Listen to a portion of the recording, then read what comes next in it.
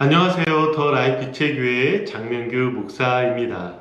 여러분들과 함께 하나님의 사랑 언약에 대해서 공부하고 있습니다. 오늘은 그 5번째 시간입니다.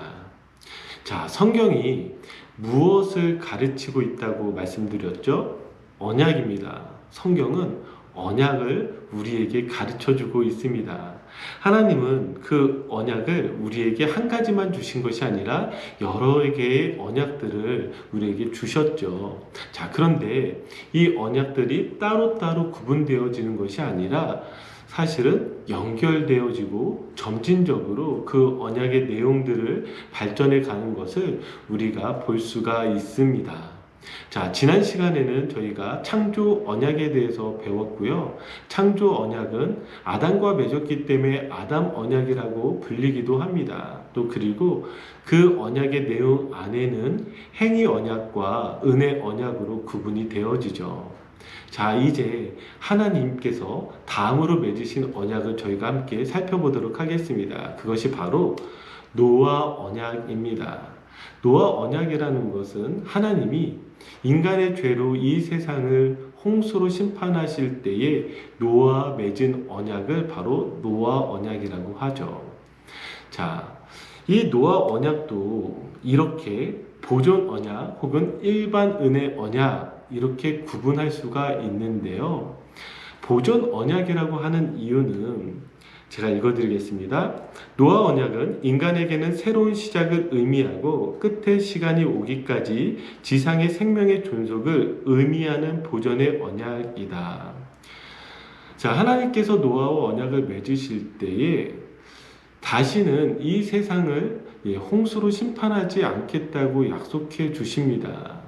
자, 그러면 언제까지일까요? 우리가 창조 언약에 보았던 그 창세기 3장 15절의 그 말씀이 이루어지는 그때까지 하나님이 노아뿐만이 아니라 모든 인간들 그리고 모든 자연들 모든 생물들에게 보존을 약속해 주신 것입니다.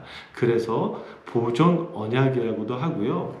또 다른 말로는 일반 은혜 언약 이렇게 표현하기도 합니다.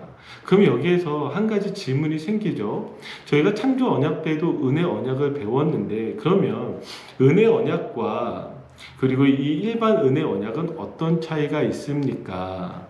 자, 여기에서 우리는 이 은혜라는 단어 안에는 두 가지가 들어가는 것을 좀 보아야 합니다. 하나가 일반 은혜이고요. 또 다른 하나는 바로 특별 은혜입니다. 그러면 왜 일반 은혜라고 표현하고 특별 은혜라고 표현을 할까요? 자, 여기에 나와 있는 글을 제가 읽어드리겠습니다. 일반 은혜는 사람들의 종교적 상태와 상관없이 모든 사람에게 베풀어 주시는 하나님의 과분한 호의다. 예, 이것이 바로 일반 은혜입니다. 자, 특별 은혜는요, 하나님의 특별한 백성들에게 베풀어 주시는 하나님의 구원하시는 호의로서 그 결과로 그들은 구원을 받는다.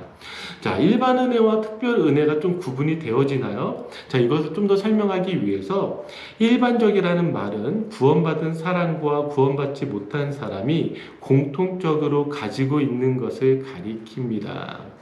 자, 우리가 쉽게 이야기하자면 저 태양이라든지 그리고 비라든지 바람이라든지 이것은요, 하나님께서 구원하신 하나님의 백성들 뿐만이 아니라 모든 사람들이 누리는 것이잖아요.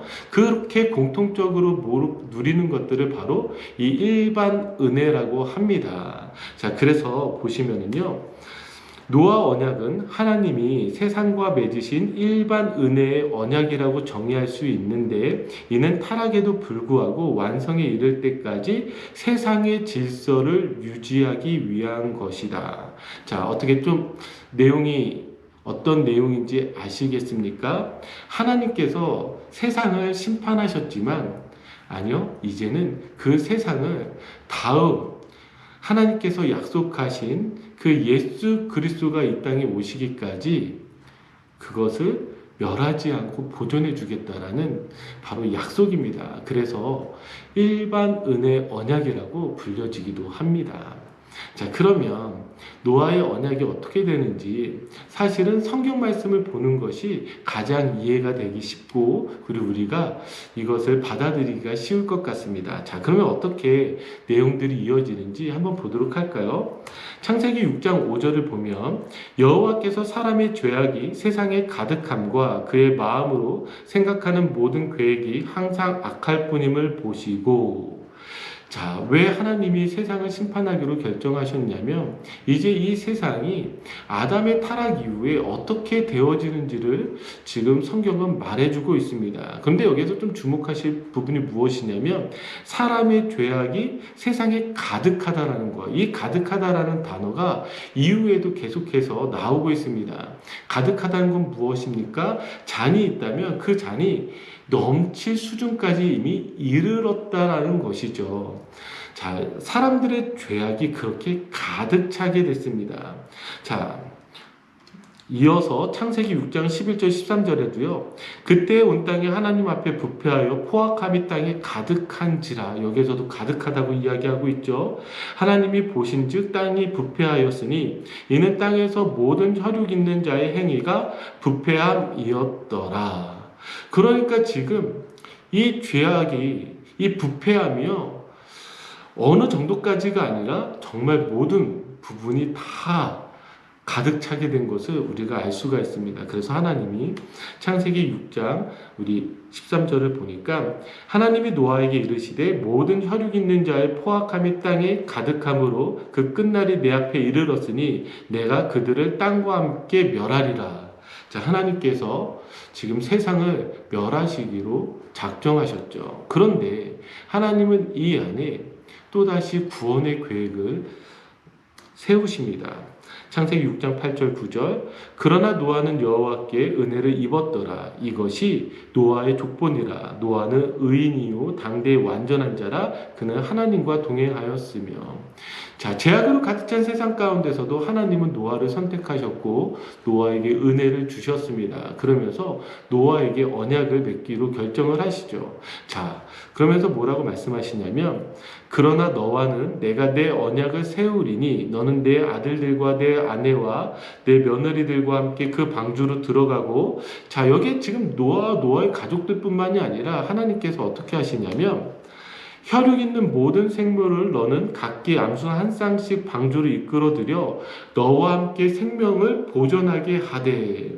자, 노아의 가족뿐만이 아니라 하나님이 창조하셨던 이 땅의 다른 피조물들도 하나님께서 보존하기로 그렇게 약속해 주십니다. 그래서 방주 안으로 그들을 데려오게 되는 것이죠. 자, 이제 홍수가 끝나고 그 방주에서 나왔을 때 하나님은 노아와 언약을 맺으십니다. 자, 그 언약의 내용이요. 자, 창세기 9장 1절에서 7절. 하나님이 노아와 그 아들들에게 복을 주시며 그들에게 이르시되 생육하고 번성하여 땅에 충만하라. 7절. 너희는 생육하고 번성하며 땅에 가득하여 그 중에서 번성하라 하셨더라. 하나님이 다시 이 땅을 창조하셨을 때 주셨던 그 명령을, 그 약속을 다시 이렇게 노아에게 주신 것을 우리가 볼 수가 있습니다. 그래서 이 부분이요, 바로 일반 은혜 언약이 될 수가 있는 것이죠. 하나님은 그런데 그렇게만 말씀하시지 않고 이제 무엇을 약속해 주시냐면 창세기 9장 11절에서 13절 내가 너희와 언약을 세우리니 다시는 모든 생물을 홍수로 멸하지 아니할 것이라. 땅을 멸할 홍수가 다시 있지 아니하리라. 하나님이 이르시되 내가 나와 너희와 및 너희와 함께하던 모든 생물 사이에 대대로 영원히 세우는 언약의 증거는 이것이니라. 내가 내 무지개를 구름 속에 두었나니 이것이 나와 세상 사이의 언약의 증거니라. 자, 지금 하나님께서 이 언약을 지키시기 위해서 증거를 주셨는데 그것이 무엇이죠? 바로 무지개입니다. 그러면서 9장 16절 무지개가 구름 사이에 있으리니 내가 보고 나 하나님과 모든 육체를 가진 땅의 모든 생물 사이의 영원한 언약을 기억하리라. 그러니까 하나님은요, 이 무지개를 가지시고 바로 이 일반 은혜의 언약을 기억하시겠다라고 그렇게 말씀해 주시는 것입니다.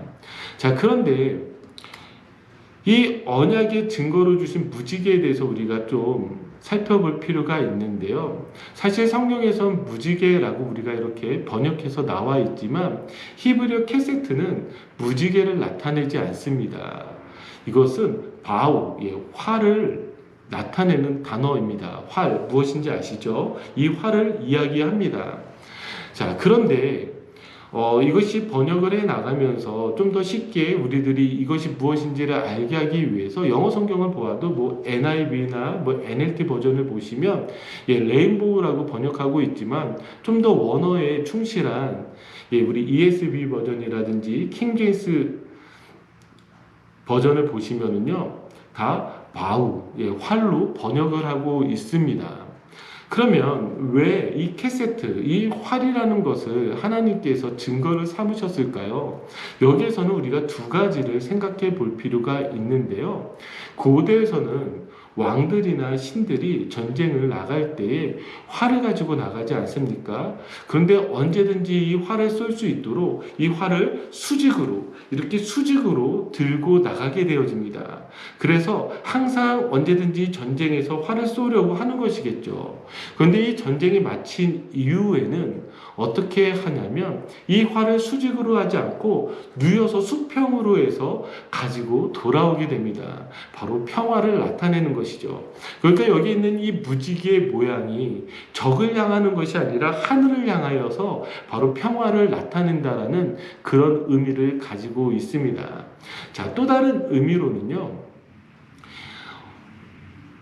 고대 유대인들 사이에서는 이 부분을 어떻게 이해하고 있냐면 우리 창세기 6장 1장 6절을 보시면 자, 하늘이 어떻게 나뉘냐면 궁창 위의 물과 궁창 아래의 물로 나뉘게 됩니다. 그래서 이 홍수가 어떻게 이루어졌냐라고 생각을 했냐면 그 하늘의 문이 열려서 궁창이 열리면서 하늘의 문이 쏟아져서 이 홍수의 재앙이 내려졌다라고 생각을 한 것이죠. 그래서 이 무지개의 이 모양은 바로 그 궁창이 닫혀져서 그 물이 더 이상은 내리지 않는다라는 그 하나님의 약속의 표로 보았다라는 사실입니다. 자, 이 두 가지 다 분명히 알 수 있는 것은 하나님께서 우리와 그렇게 이 무지개의 모양과 같이 약속을 맺어 주셨다라는 것입니다. 그래서 언약의 조건을 보시면은요, 하나님은 이 표를 보시고 세상을 멸망시키지 않고 유지하겠다는 자신의 약속을 기억하십니다. 이 언약의 유일한 조건은 하나님이 자신의 약속을 지키는 것입니다. 이 약속이 지속되도록 하기 위해서 인간이나 피조물이 충족시켜야 하는 조건은 전혀 없습니다. 이 언약은 하나님의 일방적인 약속입니다. 그리고 여기에는 이 언약을 깨뜨릴 수 있는 아무런 조건적 항목도 없습니다. 하나님이 우리에게 주신 이 노아의 언약은 하나님의 일방적인 언약입니다. 보존해 주시겠다라는 바로 이 일반 은혜의 언약이죠.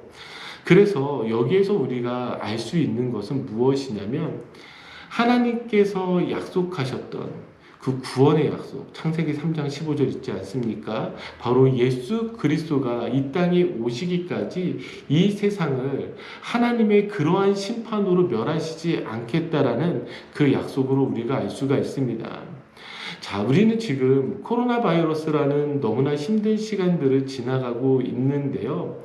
노아 언약을 통해서 우리가 한 가지를 배울 수 있는 것은 무엇이냐면 코로나 바이러스를 통해서 세상이 멸망하지 않는다라는 것입니다. 하나님이 그렇게 내버려 두시지 않으실 거예요.